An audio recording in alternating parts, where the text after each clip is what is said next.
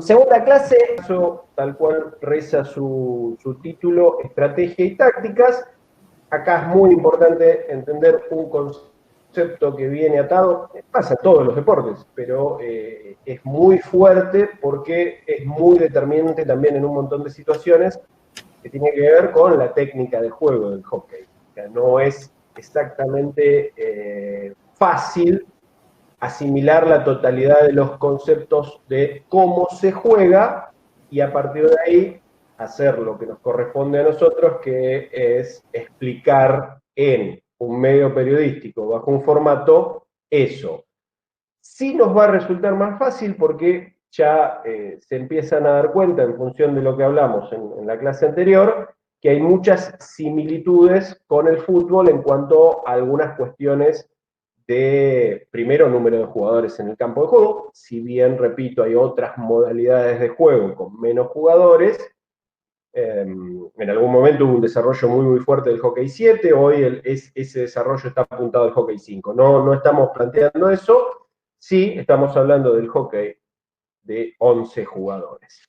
Y en esto lo primero que nos lleva es a expresar claramente otra vez la idea de que es primero la estrategia, porque es el qué, y después la táctica, porque es el cómo. O sea, qué es lo que quiero hacer, cómo voy a hacerlo. Esas serían las dos respuestas iniciales que vamos a hacer. Estratégicamente, aquí es donde nos empiezan a pasar cosas muy, pero muy interesantes en el hockey, porque a diferencia de lo que marcábamos por ahí con el rugby en la clase de estrategias y tácticas, este sí es un deporte que permite, de alguna manera, tener poco tiempo de posesión y ser muy efectivo con esa posesión, con lo cual podemos plantear una estrategia de esperar el error del rival para tener de nuestro lado, en nuestra ventaja, algo positivo. Ahí ya pasaríamos al desarrollo de las tácticas. La otra, la central, es que estratégicamente lo que hay que hacer, lo primero que hay que hacer en este deporte es llegar al área rival. A diferencia de muchos otros deportes, este tiene un condimento que es central. El gol es válido solo si es ejecutado dentro del área. O sea, cualquier otra situación de juego que llevase a la pelota adentro del arco, a cruzar la línea de meta del arco, no sería válido. Si yo tiro de la mitad de la cancha un palazo y por destino de la gloria se convierte en gol, no es gol porque no fue ese tiro realizado dentro del área. El área, si no tienen el mapa de la cancha en la cabeza, es un semicírculo que ocupa prácticamente todo el ancho, no ocupa la totalidad del ancho de la línea de fondo, y que llega casi hasta 22 metros por delante de esa situación, lo cual deja un área de desarrollo bastante grande, y al ser de forma circular, deja también cierto margen de espacios para que la angulación y la búsqueda de los tiros al arco termine centrada en poniendo un punto central en el medio del arco, en una apertura en B, y la mayoría de los goles o las jugadas de gol devienen de esa B corta invertida que se arma si tomamos el punto central desde el arco. ¿Por qué marco esto? Porque lógicamente nos pasa lo mismo que en cualquier otro deporte, que hay que que hay que lograr la conversión en un arco. O sea, si nos ponemos muy, pero muy paralelos a la línea de gol, es mucho más difícil técnicamente conseguir el ángulo para que la pelota entre y no se pase de largo, no cruce la cancha completa y sea una pelota perdida. En el paso del tiempo, y a diferencia de lo que marcamos en la clase de fútbol, no hay tanto tácticamente que se haya modificado, pero sí hay que destacar dos momentos centrales o dos momentos de cambio muy, pero muy importantes respecto de cómo jugaron los equipos. En principio, la táctica de juego principal, histórica, ampliamente desarrollado por los seleccionados europeos, era la WM, que era exactamente la misma que fue, ustedes se acordarán en la clase de fútbol, la que marcó el primer hito fuerte, central, respecto de las tácticas precisamente del fútbol. ¿Por qué? Porque todas las anteriores, si se acuerdan, consideraban prácticamente nula la defensa, no era algo lógico pensar un equipo que estratégicamente trataba de impedir la estrategia de juego del otro, y por ende usaba tácticas correspondientes para esto. Entonces, si pensamos la WM, recuerden, si ustedes la ven como serían las letras es una cosa, si la ponen de manera lateral es otra, 3 defensores, 4 mediocampistas, 3 delanteros. Algunos te dicen, bueno, el hockey es un juego muy, muy ofensivo porque las variaciones que ha tenido siempre tienden a llevar las líneas hacia adelante. Esto tiene una lógica muy, pero muy atendible, repito, que tiene que ver que el grueso de los jugadores para que busquen el gol, vos los tenés que tener concentrados en una proporción de terreno muy chica respecto de lo que es todo el campo de juego. O sea, vos tenés que meter jugadores en el área y le tiene que llegar la bocha a esos jugadores en el área para que esos jugadores en el área sean los que busquen la conversión del gol. Esto hace que quede mucho campo, mucho lugar para desarrollar el juego. Pero aquí empiezan a aparecer las otras limitaciones. ¿Cuáles son las otras limitaciones? En principio, es un juego que no favorece el control y el traslado de la bocha, y sí favorece la posibilidad del pase. Entonces, en esto es donde yo siempre me paro para decir que seamos relativamente cuidadosos en el hecho de la comparación con el fútbol. Porque si bien el fútbol moderno hoy está asimilando muchas cosas que en el hockey se ven prácticamente de su nacimiento, no es al revés. El hockey no asimila muchas cosas del fútbol. ¿Saben por qué? Porque lo importante en el hockey históricamente ha sido pasar la bocha. Y esto hace que estratégicamente y tácticamente cambie mucho.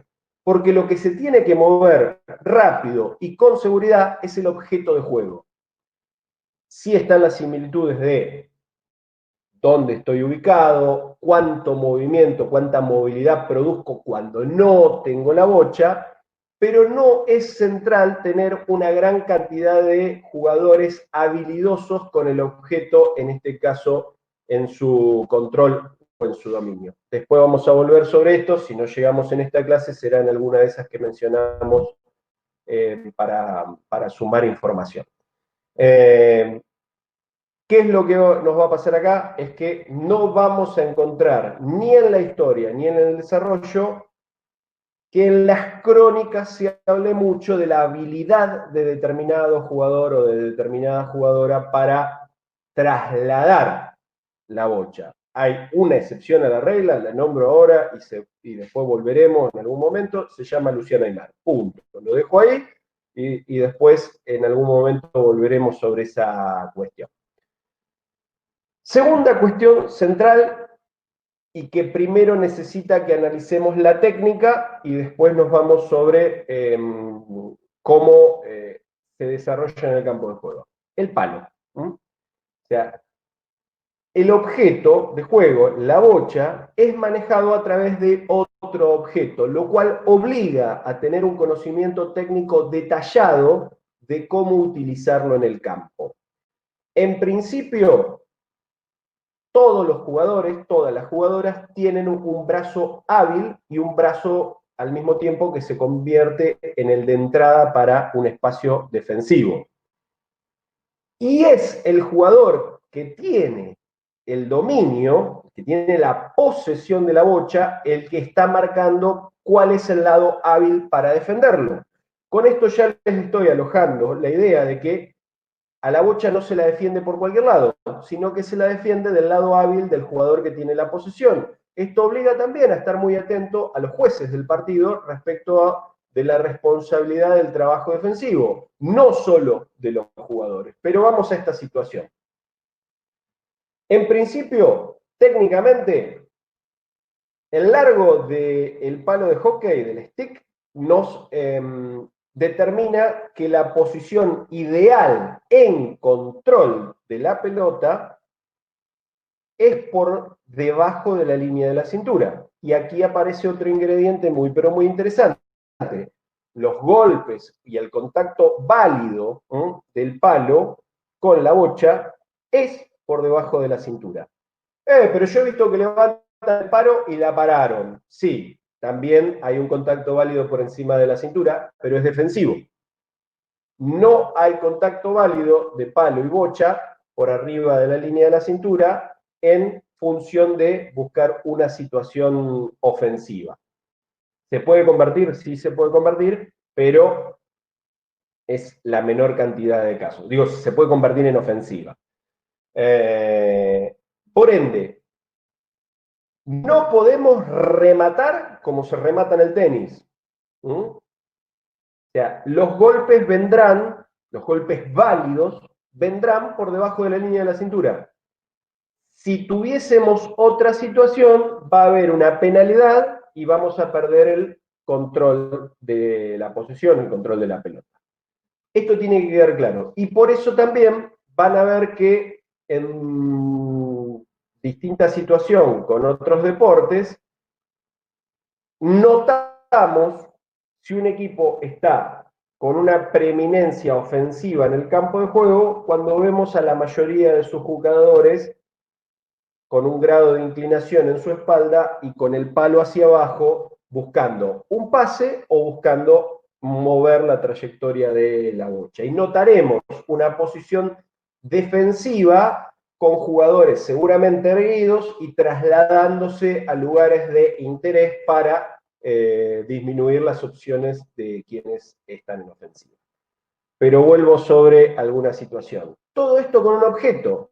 El primer objeto de juego no es el gol. El primer objeto de juego es llegar al área rival. Es lograr que la bocha llegue al área rival para ahí empezar a pensar situaciones de gol. Otra gran particularidad que tiene el juego es que, a diferencia de muchos otros, tiene una específicamente situación reglamentaria que se termina convirtiendo también en la situación estadística más importante del partido, que es la posibilidad de recibir faltas dentro del área para tener una jugada de clara índole ofensiva que es determinante generalmente en cómo terminan esos partidos, que se llama corner corto. O sea, cualquier otra situación a considerar es valiosa, es importante, pero la más determinante en términos estadísticos y en términos de encontrar un equipo que tuvo preeminencia en el juego es contar los cortos que tuvo. A diferencia de otros deportes donde la posesión es determinante, en este es importante, porque de hecho, si yo la tuve el 99% del tiempo, es probable que no me hayan metido ningún gol. Ahora, sí también se convierte en importante decir que en ese 1% de posesión que tuvo el otro equipo, tuvo un corto y tuvo un gol y me ganó 1-0. O tuvo una jugada de gol, pero digo, la mayoría de las jugadas de gol devienen después de una infracción defensiva en el área que le da la posibilidad al equipo en ofensiva realizar la jugada más efectiva que tiene este deporte, que se llama corner corto. Por esto también la mayoría de los que conocen el juego te dicen no es tan importante cuánto tiempo tenés la bocha, sino efectivamente qué haces en el tiempo que te toca tenerla. Casi se aplica a la vida. En el tiempo que tengo la bocha, lo que voy a buscar son, entonces, y esto lo hacen todos los equipos en el mundo. Estoy hablando, cuando digo todos los equipos en el mundo, estoy hablando cuando ya hay un nivel de conocimiento sobre el juego destacado. Repito que nunca nos centramos en los espacios formativos. Probablemente en los espacios formativos del deporte se enseñan muchas otras cosas más que tienen que ver con los fundamentos del juego y no sea determinante la búsqueda de las situaciones de gol o de córner corto. ¿Sí? En definitiva, estamos pensando ya equipos que están en competencia, por ende están haciendo deporte y tienen la obligación de ganar los partidos. La obligación, que es obligación en determinado tipo de competencias, porque también, esto vale la pena decirlo, en otro tipo de competencias de hockey, el empate es un resultado válido. Y esto en algún caso puede modificar las tácticas de juego. Punto central, entonces, ¿qué es lo que hago? Lo primero que hago es garantizar posesión. ¿Es determinante? Sí, es determinante, pero no es lo único determinante. Cuando garantizo posesión, ¿qué es lo que hago? Primero, buscar que la bocha llegue al área rival. Eso es lo primero que busco. Y aquí es donde ya empezamos a ver algunas cuestiones. ¿Cuál es la mejor manera que la bocha llegue al área rival? Claramente, el paso del tiempo ha demostrado que la idea original era la más lógica. La manera más rápida de llevar la bocha al área rival es pasándola, no trasladándola. Ya. La paso porque la bocha es más rápida y va a llegar más rápidamente a la posición ofensiva que lo que sería si yo la tengo que llevar. Por eso marco que la diferencia central con el fútbol se da sobre todo en el último tiempo. El fútbol, por lo menos en los últimos 30 años, se está entendiendo esto, que si bien es menos seguro pasarla que trasladarla, cuando vos la pasás bien y largo, encontrás mayor cantidad de espacios para esa efectividad. Pero como hay otra situación, repito, hay que remarcarlo. En el fútbol esto se podría anular en cualquier momento porque el gol es válido desde cualquier lugar de la cancha. En cambio, en el hockey se convierte en central porque el gol solo es válido cuando la bocha parte desde adentro del área. Del área rival encima, eso también hay que destacarlo. Vos no podrías tirar desde tu área al otro arco y que el gol sea válido. Estamos hablando del área al cual estás atacando. Punto a tener en cuenta, esa WM343 hizo que en algún momento desde la estrategia algunos dijeran, bueno, pero si tengo tres delanteros siempre, y es seguro, porque la idea es que la bocha tiene que llegar al área y efectivamente los goles solo son válidos desde el área, puedo acumular defensores y de alguna manera hacerle más difícil la posibilidad de gol. Bueno, y aquí hay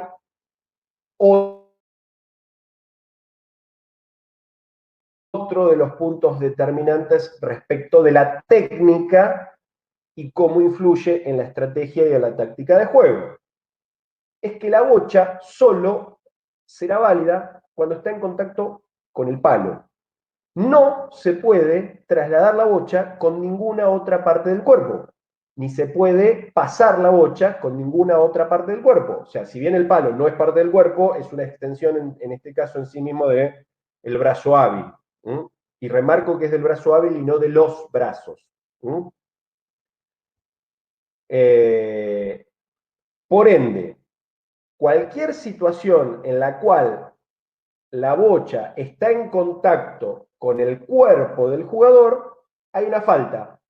Y esto lo que hace en principio es cambiar la posesión. En el caso de que tenga contacto sea quien tenía la posesión, la pierde.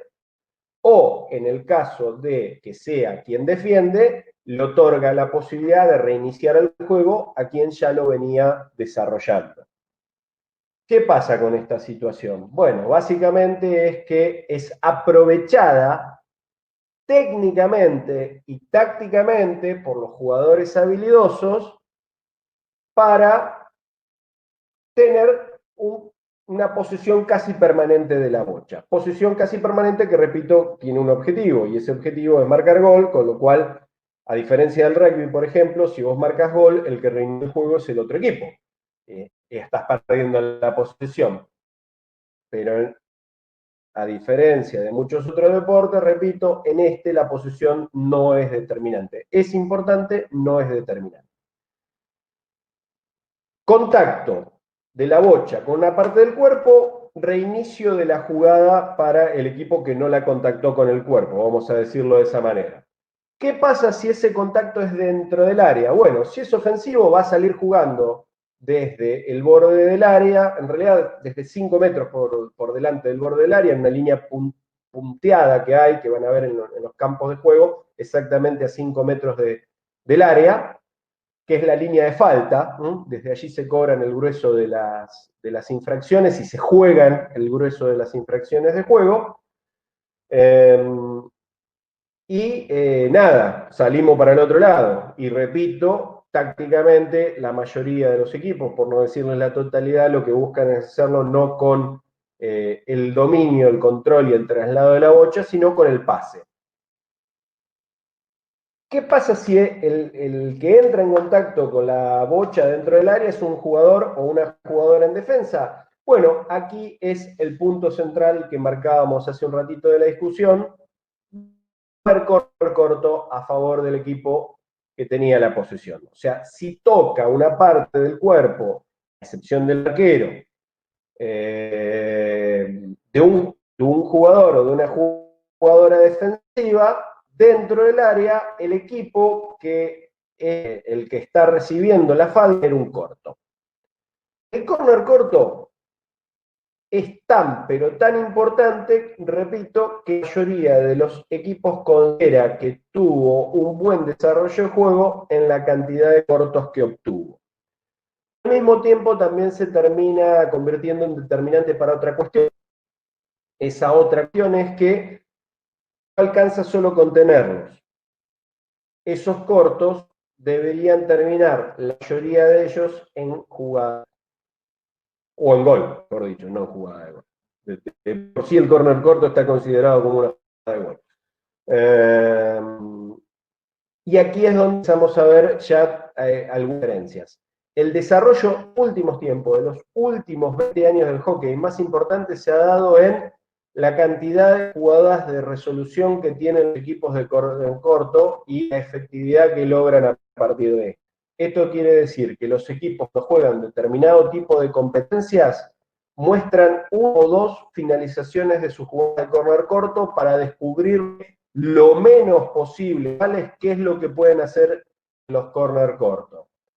¿Y qué es lo que termina pasando? Es que también, por más que repetitivos, terminan siendo las ejecuciones más efectivas de corner corto. Aquí la situación del corner corto es, recibe una falta, el área, contacto de la bocha con el cuerpo del defensor, y la pelota va a salir en condición de superioridad numérica, porque el equipo que ejecuta el corto no tiene límite de jugadores para que se desarrolle. O sea, puede poner, en principio, los 10 jugadores de campo a ser posibles receptores de ese primer pase del corner corto, y el equipo que defiende solo puede utilizar arquero y hasta 4 jugadores de campo. Esto de la ventaja numérica ya de por sí es importante, y en el curso de lo que estoy diciendo habrán notado que digo que hay un primer pase obligatorio. Sí, ese primer pase obligatorio nos lleva a pensar que ningún jugador que ejecuta el corto puede buscar el tiro directo al arco. O sea, no hay gol olímpico, por decirlo de alguna manera. Sería muy, pero muy difícil de lograrlo, además. Yo supongo que hoy en día, como en jugadores, ya debe haber algunos que le dan buen efecto que de una realmente paralela a la línea de fondo quizá logra que vaya al arco. Pero bueno, también hay que tener en cuenta que en el medio están esos 4 defensores y está el arquero que van a tratar de evitar. 2 cuestiones aparte, no le den mucha bolilla a esa parte. Entonces, ese primer pase tiene que ser detenido dentro del área. Y el resto de los jugadores en ofensivo, el que ejecuta el córner, está en el lugar de ejecución sobre la línea de fondo, ¿no? Y no es el córner como en el fútbol, no es el ángulo de las líneas lateral, sino que está dentro del área, está dentro del metraje del área. El pase debe ser detenido dentro del semicírculo del área y hay dos opciones: el golpe directo al arco o iniciar una sucesión de uno o más pases hasta el gol, o en definitiva que la pelota se termine yendo del campo de juego. Ah, bueno, particularidad también respecto de las reglas. Cualquier otra salida por el fondo, lo único que empieza es la salida y vuelta a juego. O sea, cualquier bocha que se va por el fondo, lo único que significa, lo único que cambia es que hay que volver a ponerla en juego. Y se pone en juego desde los laterales. No hay una salida de otra situación de corner. No hay un corner largo. Así como estamos mencionando el corner corto, no hay un corner largo. A lo sumo se va a poner en juego, repito, sobre esa línea sin posterior, en caso de que sea el que recupere la pelota sea el equipo en defensivo, o base del lateral en el caso de que sea el equipo en ofensiva. ¿Qué es lo que ha dado, repito, en el paso del tiempo? Que los equipos han trabajado de manera cada vez más intensiva y el grueso de las jugadas tienen precisamente en corner corto. Por eso también se terminan haciendo determinantes dos situaciones. La ejecución, el jugador que pone en juego la bocha, es uno de los jugadores también más importantes del equipo, porque con ese jugador o esa jugadora tenemos la seguridad de que la bocha va a ir exactamente al lugar donde queremos, y después hay buenos jugadores de remate o de resolución. Y con esto ya empezamos a ver qué cambios hay respecto de esto, que tan claro es: no es importante la traslación, no es importante el dominio de la bocha en el campo de juego, y sí es importante el dominio dentro del área. Termina siendo determinante el dominio dentro del área, porque el dominio dentro del área es de donde van a venir la mayoría de las infracciones que haya corner corto. Jugadores habilidosos, reducidos, son los mejores delanteros en el área, y no tanto los jugadores de potencia, podemos decirlo de alguna manera. Los jugadores de potencia se desarrollan bien generalmente en el resto del campo de juego del hockey. Los jugadores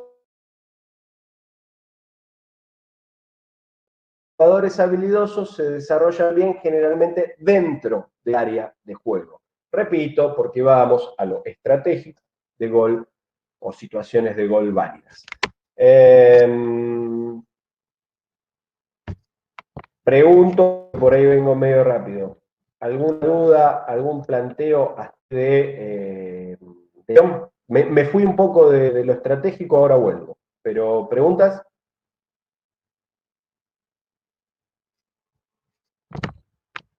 ¿Los tengo a todos congelados, che? ¿Puede ser? ¿O estoy? ¿Alguno me dice si estoy?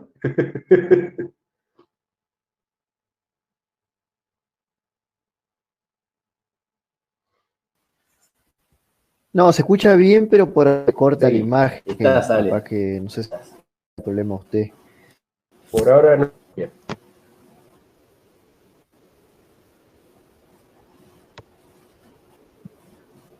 Bueno, pero se escucha. Yo quería acotar una cosita chiquita, Ale, con relación al corner corto. Instancias a tener en cuenta. Bueno.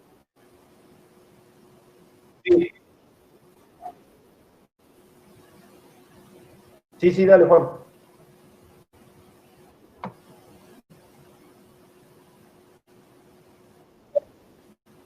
Vos decías, el corner corto se otorga cuando hay una infracción, cuando la pelota toca el cuerpo de un jugador que está en defensa. El corner corto también no sé si lo tenías pensado decir, pero se otorga también cuando un jugador en situación defensiva, una defensiva, tira la bocha por línea de... y el reglamento ahí pena a esa jugadora o al equipo defensivo, otorgándole un corner corto al equipo atacante, en el entendimiento o en la inteligencia de la importancia que tiene esta jugada. El equipo que no quiere jugar la bocha y que la tira por su línea de fondo, en lugar de que se le otorgue un córner largo, que sería el córner del fútbol, trazando alguna similitud, en el caso del hockey se le va a pitar en contra al equipo que tira la pelota por línea de fondo un córner corto. Cuando la pelota es tirada, imaginemos un jugador que no puede salir jugando, que no puede pelota hacia adelante o hacia los costados, la tira por línea de fondo, ese equipo es penado con un córner corto en su contra.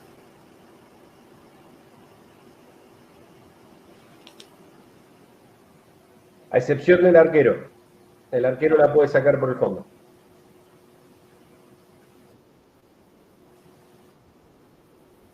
Correcto. Está trabado esto, chico. Bueno. Está bien, está buena la aclaración, Juan. Pero, repito, a excepción del arquero. El arquero la puede sacar para cualquier lado porque aquí también es donde entra particularidad. Si bien está de una manera especial, es el único jugador del campo que puede entrar en contacto con el cuerpo y la pelota. No entra en contacto generalmente con el cuerpo precisamente porque tiene una indumentaria específica para desarrollar su tarea.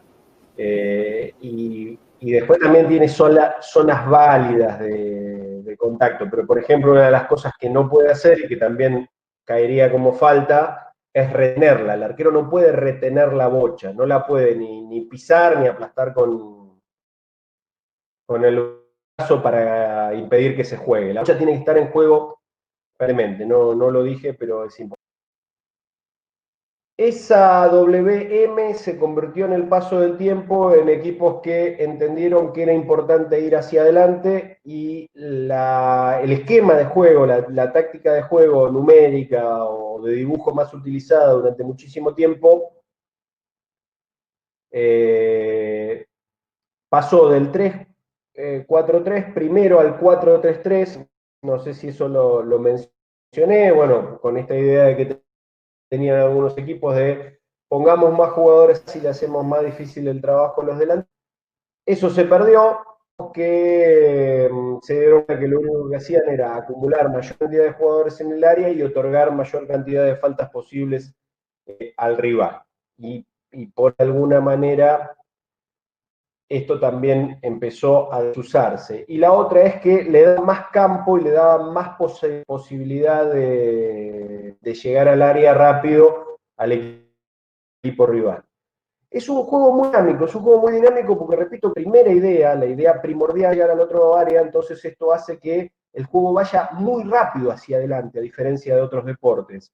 O sea, es caótico, necesita un desarrollo físico muy importante. Por eso también nosotros no vamos a centralizar mucho en el reglamento, pero uno de los cambios significativos que tuvo el reglamento, en un primer momento no permitía los cambios o permitía que se realizaba un cambio, era situación, o sea, sale tal, entra tal, como sería en el fútbol, por decirlo de alguna manera. Eso se modificó y hoy hay cambios prácticamente como en el básquet, digo, según la situación y el momento del juego, los entrenadores deciden mandar a algunos jugadores o algunas jugadoras a la cancha y sacar otros. En algún momento, estratégicamente, fue al revés, se acumularon más jugadores ofensivos en área que defensivos. Sí, en algún momento, aunque era 3-3-4, no fue tan habitual porque, repito, lo que le terminás entregando es mucho campo para tener mayor libertad de pases al rival.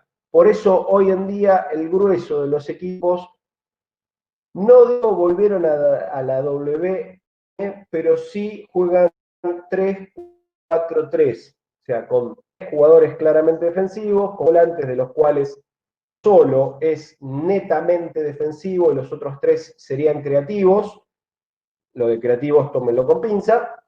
Y tres jugadores ofensivos. Y aquí es donde empezamos a ver algunas variantes interesantes.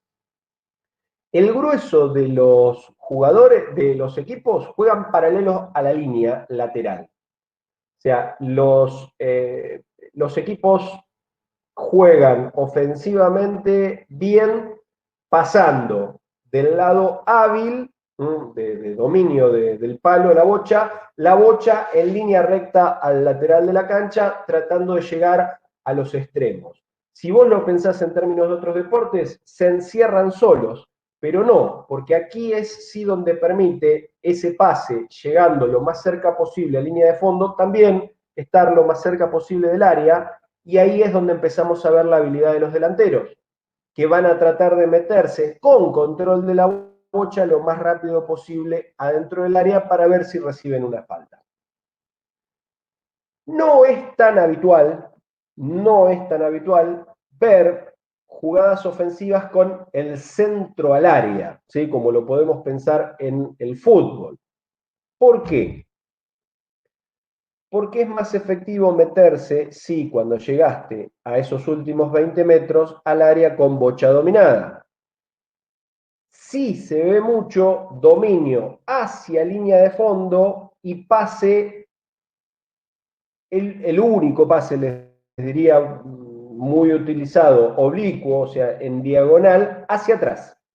Que alguno lo puede llegar a comparar con el centro atrás del fútbol, que es muy efectivo en muchos casos, pero repito, al no poder darse comba y efecto en el aire a la pelota, termina siendo un pase, lógicamente, el grueso de los pases son rasantes, hay una jugada válida donde se permite levantar la pelota, pero es solo una jugada defensiva.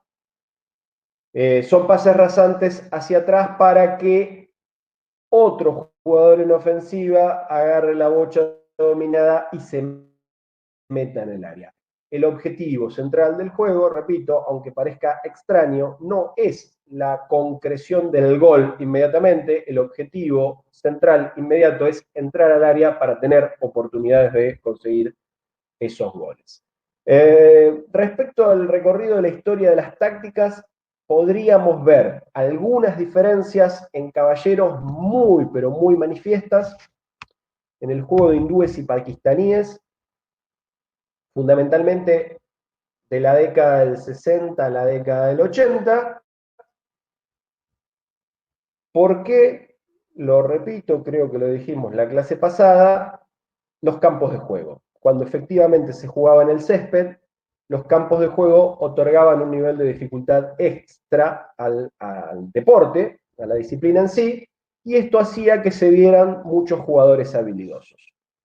¿Por qué? Porque luchaban contra los rivales, porque luchaban contra el campo y además tenían que llegar al área, y esto hacía que el pase largo no fuera tan seguro.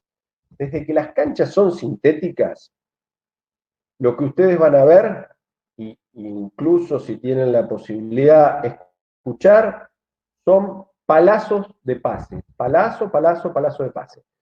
Después eso nos va a llevar a entender los dos movimientos para mover la pelota. El más tradicional y el que más van a ver es el push, que generalmente es un empuje, de hecho la palabra responde a esa traducción, que se usa también para pasar, pero son los pases más seguros que hay, porque claramente todo el cuerpo indica hacia dónde va la pelota.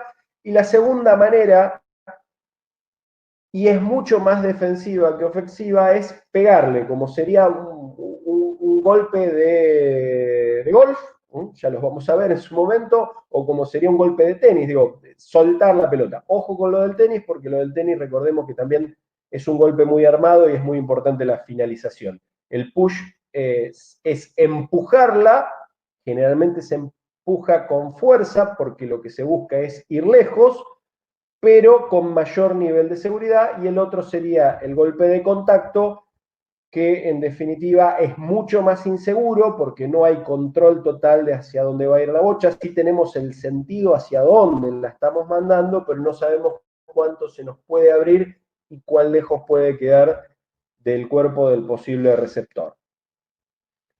Lo de la distancia del cuerpo no es una locura, porque repito, imagínense que para tener control del objeto hay que estar angulado desde la línea de la cintura para abajo, con lo cual es importante tirarla cerca, ¿no?, de donde está el otro jugador. Si no, lo vamos a obligar a tener que hacer un primer despliegue para frenarla, y un segundo para recuperar la postura necesaria como para iniciar una nueva jugada de pase o de traslación. Punto central, creo que lo mencioné. ¿Qué hace el defensor mientras tanto? A diferencia de cualquier otro deporte, en principio lo que tiene que determinar es cuál es el brazo hábil del jugador que va a defender, y la única manera que tiene de defender es entrando por el lado hábil del jugador que tiene posesión. ¿Los jugadores cambian de brazo hábil? Sí, los jugadores pueden cambiar de brazo hábil en el momento de la jugada, pero no cuando ya la marcaron. Y esto hace que una vez que un jugador tomó el control de la pelota con un brazo hábil, que en definitiva es el que acompaña el resto del stick, el resto del palo, el otro solo sea para acompañar. Este es el hábil, o sea, el palo viene ubicado sobre mi brazo, y el otro, la otra mano, generalmente es para el movimiento. ¿Por qué entro del lado hábil? Bueno, porque aquí también tenemos la dificultad de que nos encontramos con dos objetos. Nos encontramos con la bocha y nos encontramos con el palo. El palo no se puede usar para ninguna otra cosa que no sea entrar en contacto con la bocha. Si yo toco con el palo al rival es falta, generalmente son faltas muy mal consideradas y pueden devenir en sanciones importantes, sanciones que te pueden dejar con jugadores menos. No puedo soltar el palo, digo, no sé si lo dijimos en las clases de tenis, pero si yo soltase la raqueta de alguna manera para llegar a la pelota y lograr un tiro válido, sería válido. Ahora, aquí en el hockey vos no podés soltar el palo. De hecho, una de las situaciones de infracción más habituales es a los jugadores a los cuales se les cae el palo. Es distinto, sí, producto de un contacto, producto de un intento de cortar una bocha, estirando el cuerpo, o de llegar a ella, porque puede hasta ser en ofensiva, perdés el dominio y se te suelta. Lo primero que tenés que hacer es no participar de la jugada. Mientras vos no tenés palo en la mano, vos no deberías tener ningún contacto con la pelota, porque de hecho estarías jugando con el cuerpo. Pero además, lo que te arriesgas es que te sancionen peor de lo que sería cualquier situación con el palo en la mano. La otra es en ofensiva. Como no puedo levantar el palo por la línea de la cintura, cualquier intento de hacerlo también es penado. ¿Cualquier intento de hacerlo es penado? Sí, cualquier intento de hacerlo es penado. ¿Puedo cortar un pase con el palo levantado?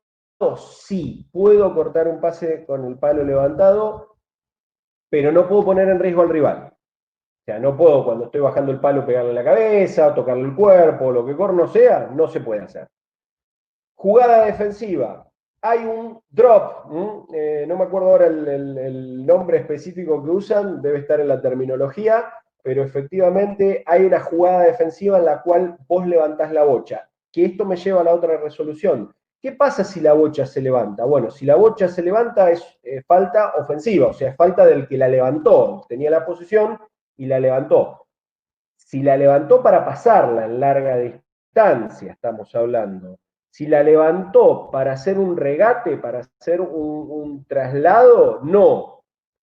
¿La podría llevar puesta en el palo y trasladarme con la pelota en el palo? No. No, porque sí es válido en ese caso que busquen el contacto con la pelota de otro jugador. Pero por eso digo, ¿por qué no la llevarían arriba? Porque deberían llevarla arriba, pero por debajo de la línea de la cintura. Por eso sí, ustedes ven o han visto en partidos internacionales jugadores habilidosos que en un momento de control de la bocha la levantan para pasar por encima del palo del rival y después siguen jugando. Pero no la tendrían levantada todo el tiempo. Y repito, es válido si es por debajo de la línea de la cintura.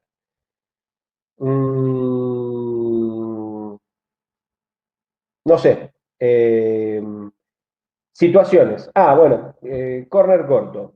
¿Qué pasa si no la paro adentro del área? Pierdo la posesión. Si es una buena jugada defensiva, se sale jugando desde los 22 metros o dentro de ese área de la línea punteada y la línea de área específicamente. ¿Qué pasa si sí logro pararlo y la jugada no termina en gol? Bueno, la pelota estará en juego hasta que termine esa situación y haya o una nueva falta o haya una salida clara del equipo en defensiva.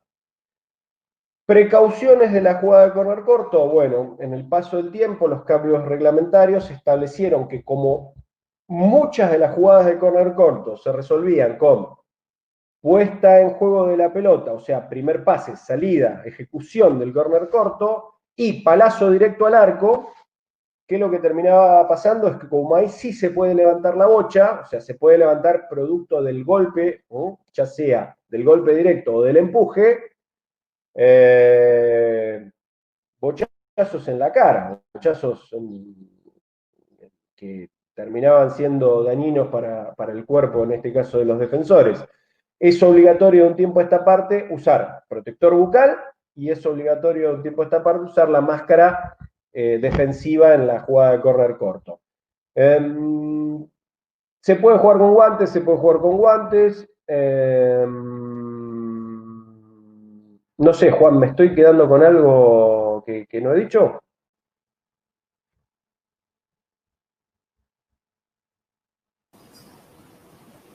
No, no, en términos generales está bien, está completo, sí.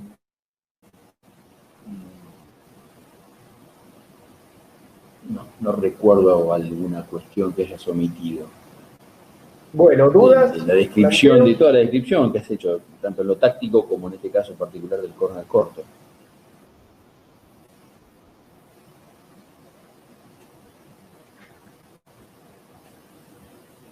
Sí, no quiero ahondar más porque seguramente en algunas de las clases en las cuales vamos a recuperar hablaremos de algunas diferencias y en esto, como siempre, también nosotros nos puntualizamos un poco en lo que es Argentina.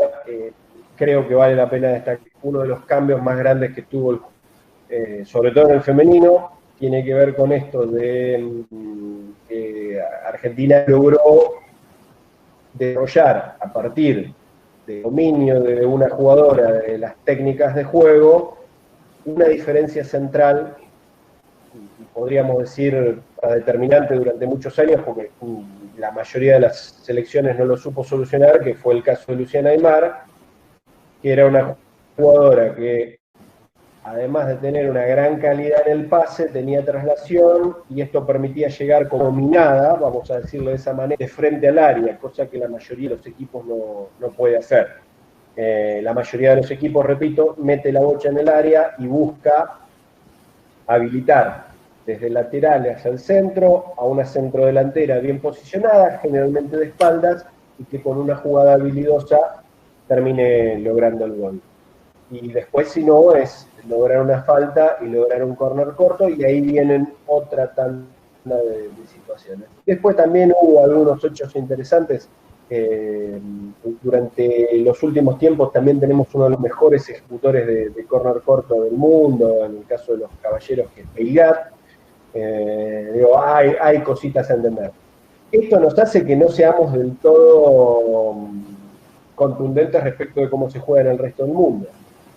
Así como marcaron diferencias en su momento hindúes y pakistaníes porque tenían jugadores habilidosos, también hay que decir que en algún momento el hockey fue dominado por fuera de los europeos, sobre todo por australianas, porque tenían un desarrollo que muy, pero muy fuerte. La posibilidad de la traslación fueron los que se animaron más a internos, pero básicamente ingleses, holandeses, belgas juegan de la misma manera, jugadores con mucha capacidad física, muchísima capacidad física, con capacidad de pase. Repito, no se ve muy equo en el hockey, vos no ves la bocha llegar a un lateral para que vaya a uno de los jugadores del centro del campo y vuelva de manera única, sino lo que ves son traslaciones paralelas a las líneas laterales, pases largos a la línea lateral o pases largos totalmente perpendiculares, lo que serían los cambios de frente en este caso. ¿Y cómo se busca el hueco? Se busca de esa manera, se busca pasando bien. ¿Hay jugadores que cortan? Sí, obviamente que hay jugadores que cortan.